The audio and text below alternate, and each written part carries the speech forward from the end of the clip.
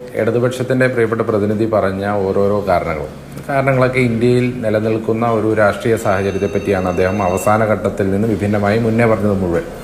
ആ മുന്നേ പറഞ്ഞ കാരണങ്ങളിലൊക്കെ തന്നെ ഏറ്റവും ശക്തമായി ഇന്ത്യ രാജ്യത്ത് പ്രതിരോധം തീർക്കുന്ന പ്രസ്ഥാനത്തിന് ഒരേ ഒരു പേരേ ഉള്ളൂ, അത് ഇന്ത്യൻ നാഷണൽ കോൺഗ്രസ് എന്നാണ്. അതിന് നേതാവിൻ്റെ പേര് രാഹുൽ ഗാന്ധി എന്നാണ്. അപ്പോൾ അദ്ദേഹം രാഹുൽ ഗാന്ധിയെ പ്രധാനമന്ത്രി കഴിഞ്ഞ പ്രാവശ്യം വയനാട്ടിൽ നിന്നൊരു പ്രധാനമന്ത്രി ഉണ്ടാകും എന്ന് കരുതി ഇവിടെ ഒരു രാഹുൽ തരംഗം ഉണ്ടാകുമെന്നൊക്കെ പറയുമ്പോൾ കേരളം വിട്ട് കഴിഞ്ഞാൽ CPM-മാർ പോലും ആഗ്രഹിക്കുന്ന ഇന്ത്യ രാജ്യത്തെ പ്രധാനമന്ത്രിയുടെ പേര് രാഹുൽ ഗാന്ധി എന്നുള്ളത് തന്നെയാണ്. അത് CPM-ൻ്റെ ദേശീയ സെക്രട്ടറിമാർ ഉൾപ്പെടെയുള്ളവർ.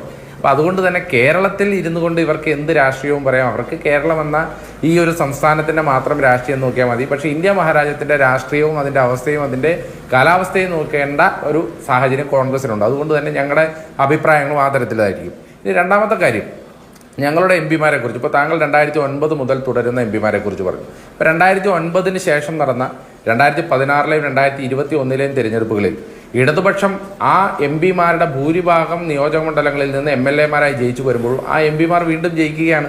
അതായത് അവരുടെ പ്രവർത്തനങ്ങളെ ജനങ്ങൾ കണ്ട് അതിനെ അംഗീകരിച്ചതിനെ തുടർന്നാണ് ആ MP-മാർ വീണ്ടും ജയിച്ചു വരുന്നത്. അതുകൊണ്ട് തന്നെ ഞങ്ങളുടെ കേരളത്തിലെ MP-മാരെ കുറിച്ച് ഞങ്ങൾക്ക് ഉത്തമമായ വിശ്വാസമുണ്ട്. ഇപ്പോൾ കേരളത്തിലെ MP-മാരുടെ പ്രവർത്തനങ്ങളെക്കുറിച്ച് അറിയണമെന്നുണ്ടെങ്കിൽ ലോക്സഭാ സ്പീക്കർ എത്ര പ്രാവശ്യം കേരളത്തിലെ MP-മാരെ അല്ലെങ്കിൽ ഇന്ത്യ രാജ്യത്തിൻ്റെ പാർലമെൻറ്റിൻ്റെ അകത്ത് സസ്പെൻഡ് ചെയ്ത MP-മാരുടെ എണ്ണം നോക്കിയാൽ ഏറ്റവും കൂടുതൽ കേരളത്തിലെ കോൺഗ്രസ് MP-മാരെയാണ് സസ്പെൻഡ് ചെയ്തത്. അവരാരും സ്പീക്കറെ ഭീഷണിപ്പെടുത്തിയതിൻ്റെ പേരിലോ സ്പീക്കറെ ചീത്ത വിളിച്ചതിൻ്റെ പേരിലോ അല്ല, മറിച്ച് പാർലമെൻറ്റിൻ്റെ അകത്ത് ജനക്ഷേമകരമായ അല്ലെങ്കിൽ ജനങ്ങളുടെ അധികാരത്തിന് വേണ്ടി അവകാശത്തിന് വേണ്ടി അവർ ശബ്ദമുയർത്തിയതിൻ്റെ പേരിൽ BJP-യുടെ ഫാഷിസ്റ്റ് സ്പീക്കർ അവർ സസ്പെൻഡ് ചെയ്ത കാഴ്ചയാണ് നമ്മൾ കണ്ടിട്ടുള്ളത്. അതുകൊണ്ട് കേരളത്തിലെ MP-മാരെ കുറിച്ചൊക്കെ വളരെ കൃത്യമായി കേരളത്തിലെ ജനങ്ങൾക്ക് ബോധ്യമുണ്ട്.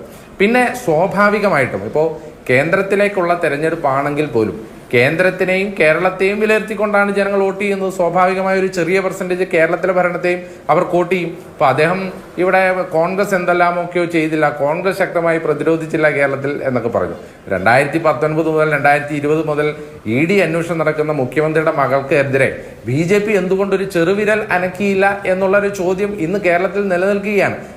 അവർ കേന്ദ്ര അന്വേഷണ ഏജൻസികളുടെ കാര്യമൊക്കെ പറയുമ്പോൾ അപ്പോൾ അതടക്കമുള്ള കാര്യങ്ങൾ കേരളത്തിൽ ചർച്ച ചെയ്യപ്പെടേണ്ടതുണ്ട്. പിന്നെ കേന്ദ്രത്തിലെ BJP-യുടെ കാര്യം പറഞ്ഞാൽ ഇപ്പോൾ ഇന്ന് BJP-യുടെ പ്രചരണ ഗാനം പിൻവലിച്ചു. എന്തുകൊണ്ടാണ്? അഴിമതി പൂർണ്ണമായ കേന്ദ്ര സർക്കാരിനെ നമുക്ക് തച്ചുടയ്ക്കണമെന്നുള്ള BJP-യുടെ സംസ്ഥാന അധ്യക്ഷന്റെ രാഷ്ട്രീയ പ്രചരണ ഗാനം, ലോക്സഭാ തെരഞ്ഞെടുപ്പിന് മുമ്പുള്ള രാഷ്ട്രീയ പ്രചരണ ഗാനം, അതായത് BJP-ക്കാർക്ക് പോലും മനസ്സിലായി കേന്ദ്ര സർക്കാർ എന്ന് പറഞ്ഞാൽ അഴിമതി പൂർണ്ണമാണ് എന്നും ജനവിരുദ്ധമാണ് എന്നും മനസ്സിലാക്കിയ ഏതോ ഒരു കൊള്ളാവുന്ന BJP-കാരൻ എഴുതിയ പാട്ട്, ആ പാട്ട് കേരളത്തിലെ BJP-യുടെ സംസ്ഥാന സമിതി അംഗീകരിച്ചുകൊണ്ട് പ്രചരണ ഗാനമായി അവരുടെ ഒഫീഷ്യൽ പേജുകളിൽ പബ്ലിഷ് ചെയ്തു. ആ ഗാനം ഇന്ന് പുറത്തു വന്നിട്ടുണ്ട്. അതിപ്പോൾ പിൻവലിച്ചു എന്നാണ് മനസ്സിലാക്കുന്നത്. ഇപ്പോൾ BJP-യുടെ പ്രതിനിധി അദ്ദേഹം ശ്രീ TN പ്രതാപനെയൊക്കെ ഇവിടെ അധിക്ഷേപിക്കുന്നുണ്ടോ, അദ്ദേഹം പാർലമെൻറ്റിൻ്റെ അകത്ത് എന്തിനു വേണ്ടിയിട്ടാണ് പോകുന്നത് എന്നൊക്കെ പറഞ്ഞു. എന്തായാലും ശ്രീ PR ശിവശങ്കർ കേരളത്തിൽ മലയാളം പറയുന്ന ഒരു BJP നേതാവിനും വോട്ട് പിടിച്ച് രാജഗോപാലിനെ ഒഴിച്ച് ഒരു നിയമസഭയിലോ പാർലമെൻറ്റിലോ പോകാൻ പറ്റാത്ത സാഹചര്യത്തിലും 15 കൊല്ലം MLA ആയിട്ടും 5 കൊല്ലം MP ആയിട്ടും ഇനിയും തുടർന്ന് MP ആയിട്ട് പോകാൻ പോകുന്ന ആളുടെ പേരാണ് TN പ്രതാപൻ. പിന്നെ ഈ മണ്ടത്തരത്തിൻ്റെ ഡോക്ടറേറ്റ് എടുത്ത ആള്, അതായത് മോഹൻദാസ് കരംചന്ദ് ഗാന്ധിയെ മോഹൻലാൽ കരംചന്ദ് ഗാന്ധി എന്നും, ഇവിടെ റഡാറുകൾക്ക് ഫൈറ്റർ വിമാനങ്ങളെ പിടിക്കാൻ പറ്റില്ല കാരണം മേഘങ്ങളുള്ള സമയത്ത് യുദ്ധം ചെയ്താൽ മതിയെന്നും, അതുപോലെ ക്ലൈമറ്റ്, അതായത് അന്തരീക്ഷം ക്ലൈമറ്റ് ചേഞ്ച് നടന്നിട്ടില്ല, നമ്മളാണ് മാറിയത് എന്ന് പറഞ്ഞ വലിയ യോഗിയായ അല്ലെങ്കിൽ സ്വന്തം സർട്ടിഫിക്കറ്റ് ഒന്ന് എടുത്തു കാണിക്കാൻ പറഞ്ഞപ്പോൾ അത് വളരെ രഹസ്യമായ വിവരമാണ്, പുറത്ത് കാണിക്കാൻ പറ്റില്ല എന്ന് പറഞ്ഞ പ്രധാനമന്ത്രി ഇരിക്കുന്ന പാർലമെൻറ്റിനെ കുറിച്ചാണ് താങ്കൾ ഈ പറഞ്ഞുകൊണ്ടിരുന്നത് എന്നുള്ളത് സ്വയം ഓർത്ത് വെച്ചാൽ നല്ലതാണ്.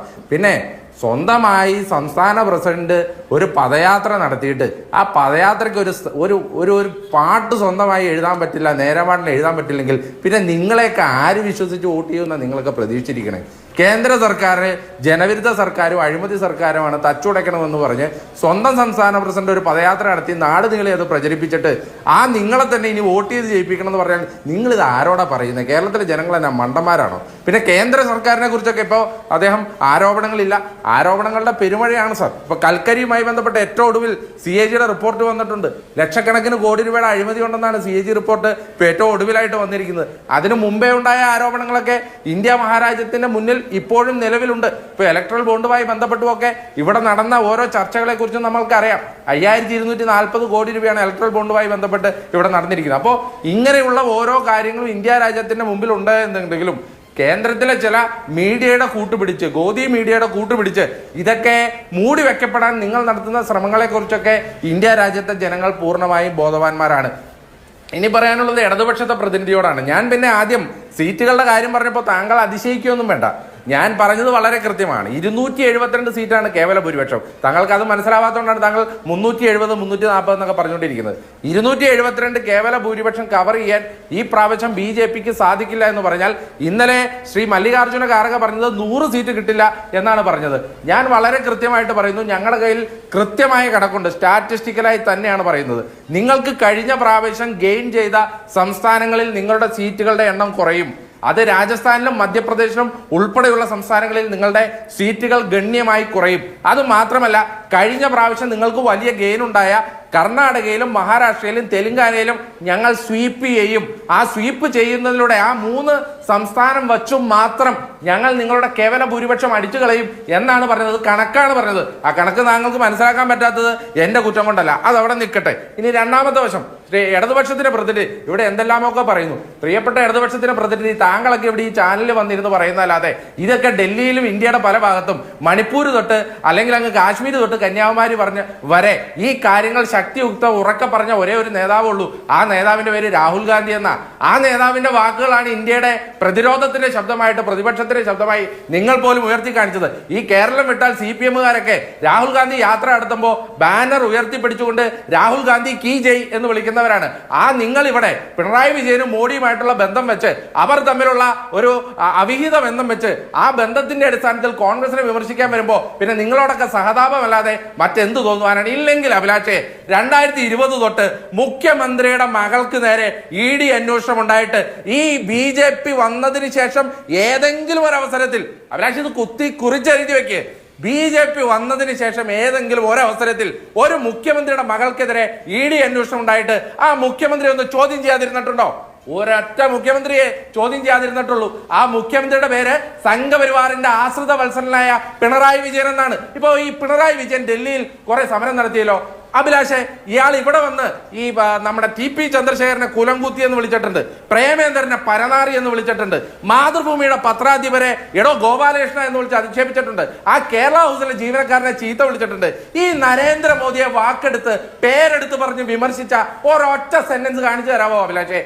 ഇവരൊക്കെ ഡൽഹിയിൽ പോയി വലിയ സമരം ചെയ്തു. കനൽ ഒരു തരി മതി, ജയിപ്പിച്ചു വിട്ടല്ലോ. ആ കനല് പാർലമെന്റ് ഞാൻ ശ്രീ അരുൺകുമാർ, താങ്കൾ ഈ ചർച്ചയിൽ ഓരോ ആളുകൾ സംസാരിക്കുമ്പോൾ അതിന്റെ ഇടയിൽ കയറി സംസാരിക്കരുത്. താങ്കളുടെ അവസരത്തിൽ ഞങ്ങൾ ആരും മിണ്ടുന്നില്ല. അതൊരു പൊതു മാന്യതയാണ്. ആ മാന്യത പുലർത്താൻ താങ്കൾ തയ്യാറാകണം. ഇല്ലെങ്കിൽ താങ്കൾ സംസാരിക്കുന്നതിനിടയിൽ നിരവധി തവണ ഇന്ററപ്റ്റ് ചെയ്യാനുള്ള അവസരം ഞങ്ങൾക്കുമുണ്ട്. പക്ഷെ അത് ഞങ്ങൾ കാണിക്കാത്തത് ചർച്ചയുടെ മാന്യത കൊണ്ടാണ്. താങ്കൾ മനസ്സിലാക്കേണ്ടത്, ഇവിടെ കനൽ ഒരു തരി മതി എന്നൊക്കെ പറഞ്ഞ് വിജയിപ്പിച്ചു വിട്ട ആലപ്പുഴയിലെ പ്രതിനിധി ഉണ്ടല്ലോ, ആ ആലപ്പുഴയിലെ പ്രതിനിധി പാർലമെന്റിൽ ഈ സർക്കാരിനെതിരെ പറഞ്ഞ ഒരൊറ്റ പ്രസംഗം, ഒരു നല്ല പ്രസംഗം ഒന്ന് കാണിച്ചു തന്നെ. ആ NK പ്രേമചന്ദ്രന്റെയും ശശി തരൂരും ഹൈബി ഈഡനും ഒക്കെ പ്രസംഗിച്ച പ്രസംഗങ്ങൾ വൈറലായി ഈ രാജ്യത്തെ സോഷ്യൽ മീഡിയയിൽ ഓടുമ്പോഴാണ് താങ്കൾ കനൽ ഒരു തരി മതി എന്നൊക്കെ പറഞ്ഞ് ഇവിടെ സ്വയം സായുജ്യം അണിയുന്നത്. അതുകൊണ്ട് ഒരു കാര്യം വളരെ വ്യക്തമായിട്ട് പറയാം, പിണറായി വിജയനും നരേന്ദ്രമോദി, ഇപ്പൊ അദ്ദേഹം പ്രൊഫസർ എന്ന് പറയുന്ന ഫായുടെ ശബ്ദം കേട്ട് ഞാൻ പോലും ഞെട്ടിപ്പോയി. അഭിലാഷ് ഓർക്കണല്ലേ, ആരാ തിരുത തോമ എന്ന് വിളിച്ചത്? കൊച്ചിക്കായലിൽ തിരുത ചാടുമ്പോൾ തോമയ്ക്ക് ഉത്സവമാണെന്ന് പറഞ്ഞത് ഈ ഇടതുപക്ഷത്തിന്റെ പ്രതിനിധിയുടെ നേതാക്കന്മാർ. എന്നിട്ട് അദ്ദേഹം ഇപ്പോ പ്രൊഫസർ എന്ന് വിളിക്കുമ്പോൾ ആ ഫായുടെ ശബ്ദം കേട്ട് ഞാൻ തന്നെ പേടിച്ചു പോവുകയാണ്. എന്നിട്ടാണ് ഇവിടെ വന്ന് ഈ ധനപ്രതിസന്ധിയുടെ അതിരൂക്ഷമായ കാലഘട്ടത്തിൽ ആ KV തോമസ് മാഷ് ഇരിക്കുന്ന ആ ഒരു കേരള ഹൗസ് ഉണ്ടല്ലോ, ആ കേരള ഹൗസിലെ ചായ ഉണ്ടാക്കിയാൽ ആ ചായ തരുന്നതിന്റെ പാലിന് കൊടുക്കാൻ കാശില്ലാത്ത സ്ഥലത്താണ് 1.5 ലക്ഷം രൂപ മാസം എടുത്ത് എണ്ണി അദ്ദേഹത്തിന് കൊടുക്കുന്നത്. എന്തിനാണെന്ന് കേരളത്തിലെ ജനങ്ങൾ ഇതുവരെ മനസ്സിലാക്കിയിട്ടില്ല സാർ. ഞാൻ ഇപ്പോൾ വരുന്നത് സപ്ലൈകോയിലെ സമരം കഴിഞ്ഞിട്ടാ. എറണാകുളത്തെ ഏറ്റവും പ്രധാനപ്പെട്ട സപ്ലൈകോ, അതായത് ഈ സംസ്ഥാനത്തെ ഏറ്റവും പ്രധാനപ്പെട്ട സപ്ലൈകോയിൽ ഒഴിഞ്ഞ റാക്കുകൾ ഷൂട്ട് ചെയ്തിട്ടാ ഞങ്ങൾ ഇന്ന് വരുന്നത്.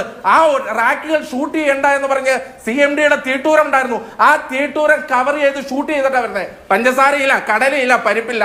കേരളത്തിലെ അവസ്ഥ അതിപരിതാപകരമാണ്. പക്ഷേ നരേന്ദ്രമോദിയും പിണറായി വിജയനും കാരണം ഇവർക്ക് നരേന്ദ്രമോദിയെ പെരിഫറലായി നിങ്ങൾ പ്രതിരോധിക്കുന്നതല്ലാതെ ഇറങ്ങി നിന്ന് പ്രതിരോധിച്ച ഒരൊറ്റ സംഭവം ഉണ്ടായിട്ടില്ല. അതുകൊണ്ട് ഇതൊക്കെ കേരളത്തിലെ ജനങ്ങൾ കണ്ടുകൊണ്ടിരിക്കുന്നതാണ്, ഇന്ത്യയിലെ ജനങ്ങൾ കണ്ടുകൊണ്ടിരിക്കുന്നതാണ്.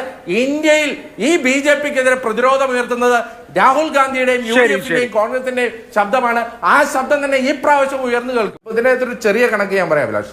ഇപ്പൊ നിങ്ങള് ഈ കോൺഗ്രസിന് തിരിച്ചു വരാൻ പറ്റുമോ എന്നുള്ള പല രീതിയിലുള്ള ചർച്ചകൾ, അതിപ്പോ ശ്രീ നരേന്ദ്രമോദി പാർലമെന്റിനകത്ത് 1000 കൊല്ലം ഭരിക്കും അല്ലെങ്കിൽ 400 സീറ്റ് നേടും എന്നൊക്കെയുള്ള വലിയ ബ്ലഫ് പറയുന്നതിനപ്പുറം എന്താണ് യഥാർത്ഥത്തിലുള്ള അവസ്ഥ എന്നുള്ളത് നിങ്ങൾ പരിഗണിക്കണം. ഇപ്പൊ കഴിഞ്ഞ പ്രാവശ്യം BJP നേടിയത് 303 സീറ്റാണ്. ഈ 303 സീറ്റിൽ 32 സീറ്റ് കുറഞ്ഞാൽ കേവല ഭൂരിപക്ഷം BJPക്ക് നഷ്ടപ്പെടും. ആ 32 സീറ്റ് കുറയാനുള്ള സാഹചര്യം ഇന്ത്യ രാജ്യത്തുണ്ട് എന്നുള്ളതാണ് അതിന്റെ യഥാർത്ഥ വസ്തുത. കാരണം എന്താ, ഇനി BJPക്ക് വലിയ സംസ്ഥാനങ്ങളിൽ സീറ്റുകൾ കൂടാനില്ല. ഇപ്പൊ UP-യിൽ ഇനി സീറ്റുകൾ കൂടാനില്ല. ഏതാണ്ട് 70ഓളം സീറ്റ് UP-യിൽ ഓൾറെഡി BJPക്കുണ്ട്. രാജസ്ഥാനിൽ ഇനി സീറ്റുകൾ കൂടാനില്ല. 29-ൽ 28 സീറ്റും BJPക്കുണ്ട്. 29-ൽ 28 സീറ്റുമുണ്ട്. മധ്യപ്രദേശിൽ ഏതാണ്ട് പൂർണ്ണമായും സീറ്റുകൾ BJPയുടെ കയ്യിലാണ്. ഛത്തീസ്ഗഡിൽ ഏതാണ്ട് പൂർണ്ണമായ സീറ്റുകൾ BJPയുടെ കയ്യിലാണ്. കർണാടകയിൽ 28 സീറ്റിൽ 25 സീറ്റും BJPയുടെ കയ്യിലാണ്. ഇങ്ങനെ ഏതാണ്ട് ഇന്ത്യയുടെ വലിയ സംസ്ഥാനത്തെ ഏറ്റവും ഭൂരിപക്ഷം സീറ്റുകളും അത് BJPയുടെ കയ്യിൽ തന്നെ ഇരിക്കുമ്പോൾ ഇനി ഒരു സീറ്റ് പോലും ഇന്ത്യയിൽ കൂടാനില്ല എന്നുള്ള വളരെ കൃത്യമായ ബോധ്യം BJPയുടെ തെരഞ്ഞെടുപ്പ് സ്ട്രാറ്റജിസ്റ്റുകൾക്കുണ്ട്. അതാണ് ഏത് വിധേനയെങ്കിലും നിതീഷ് കുമാറിനെ കൊണ്ടുവരികയും മഹാരാഷ്ട്രയിൽ കുറെ ടെൻഷൻസ് ഉണ്ടാക്കി അവിടെ നിന്ന് കുറെ എങ്ങനെയെങ്കിലും സീറ്റുകൾ നേടാൻ പറ്റുമോ എന്നുള്ള വിചാരമൊക്കെ BJPയുടെ ഉള്ളിൽ ഉണ്ടാകുന്നത്. ഞാൻ വളരെ കൃത്യമായിട്ട് പറയുന്നു, ഇന്ത്യ മുന്നണി ഇവിടെ കൃത്യമായിട്ട് മത്സര രംഗത്തുണ്ടാകും. അവർ ഭരണം നേടും. കാരണം എന്താ, മഹാരാഷ്ട്ര, തെലങ്കാന, കർണാടക ഈ 3 സംസ്ഥാനങ്ങളിൽ വളരെ കൃത്യമായി ജനങ്ങൾ വോട്ട് ചെയ്താൽ തന്നെ ഞങ്ങൾക്ക് ഈ 32 എന്നുള്ളത് വളരെ കൃത്യമായി കവർ ചെയ്യാൻ പറ്റും. UP-യിൽ SP-യുമായിട്ടുള്ള ഞങ്ങളുടെ അലയൻസ് ഇന്ന് തീരുമാനമായി കഴിഞ്ഞു. 17 സീറ്റിൽ ഞങ്ങൾ മത്സരിക്കുകയാണ്. ആം ആദ്മി പാർട്ടിയുമായിട്ടുള്ള നാളെ അതിന്റെ പ്രഖ്യാപനം ഉണ്ടാകും എന്നാണ് പറയപ്പെടുന്നത്. തമിഴ്നാട്ടിലും മഹാരാഷ്ട്രയിലും ഏകദേശം ഞങ്ങൾ അലയൻസ് പൂർത്തീകരിച്ചു കഴിഞ്ഞു. അപ്പൊ അതുകൊണ്ട് തന്നെ ഞങ്ങൾ വളരെ കൃത്യമായിട്ടാണ് മുൻപോട്ട് പോകുന്നത്. ഇന്ത്യ മുന്നണിക്ക് ജയിച്ചു വരാൻ പറ്റുന്ന സാഹചര്യം ഇന്ത്യ മഹാരാജ്യത്തുണ്ട്. അതിൻ്റെ അകത്തായിട്ടാണ് ഞങ്ങൾ പോകുന്നത്. അതിനകത്ത് കേരളമായിരിക്കും ഒരു സംസ്ഥാനം എന്നുള്ള നിലയിൽ 2020, അതായത് 100% സംഭാവന ചെയ്യുന്നത്. ആ സംഭാവന ഇന്ത്യൻ നാഷണൽ കോൺഗ്രസിലൂടെ ആയിരിക്കും.